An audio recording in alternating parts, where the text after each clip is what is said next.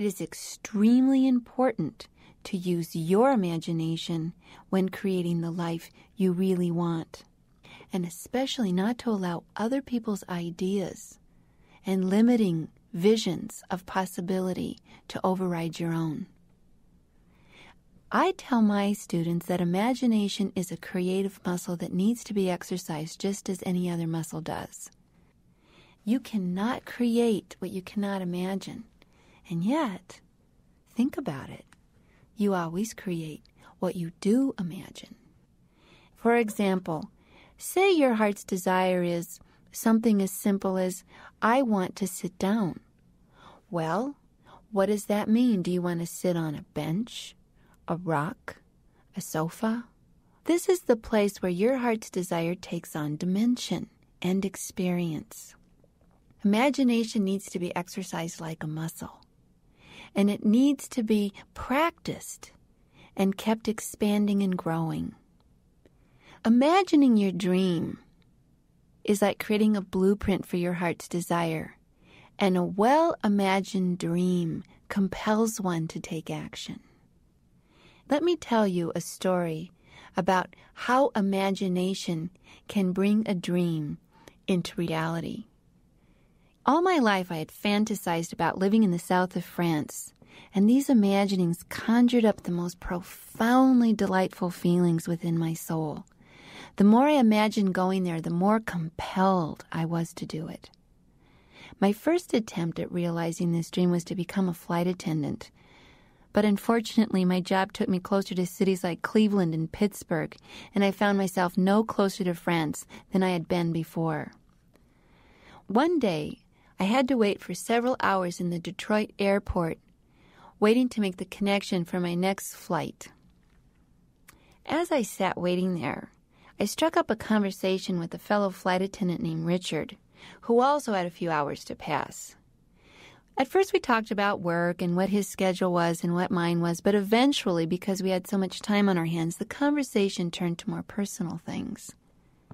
I told him how frustrated I had been with my job, and he agreed that he had been frustrated with his.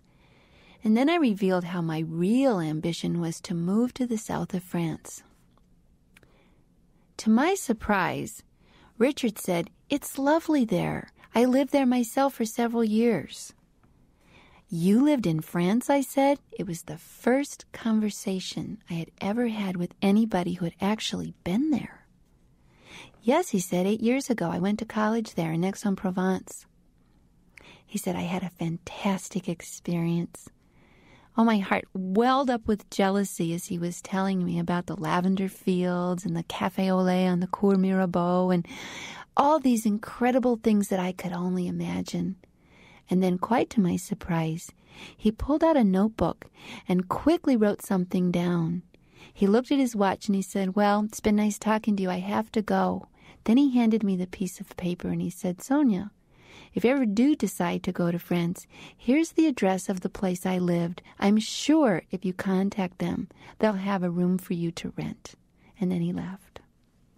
Handing me the paper was a concrete invitation to act on my imagination and follow through and allow myself the opportunity to experience what I had only imagined for years and years.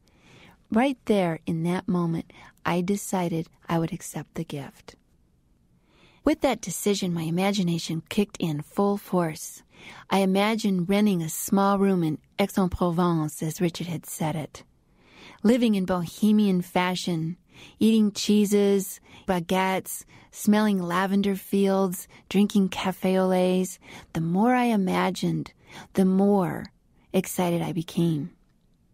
My musings moved me to act even further. I went to the bookstore and bought a few French books. I even bought a couple of French tapes and started practicing speaking French.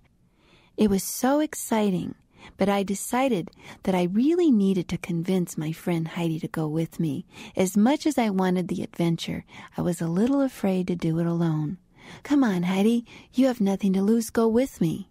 "Where would we stay?" she asked, not imagining taking such a radical step.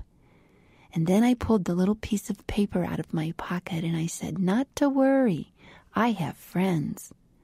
And with that persuasion, we both decided to go. She balked. "Where would we stay?" she said with a nervous laugh. "Considering it, though." I paused, and I took a moment. This would make or break my decision. My imagination completely took over. Thinking of the name on the piece of paper Richard had given me, I said, "It's no problem. I have friends we can stay with, Heidi." I knew that they would let us stay intuitively. "What the heck," Heidi said, after my final push. "Let's go for it."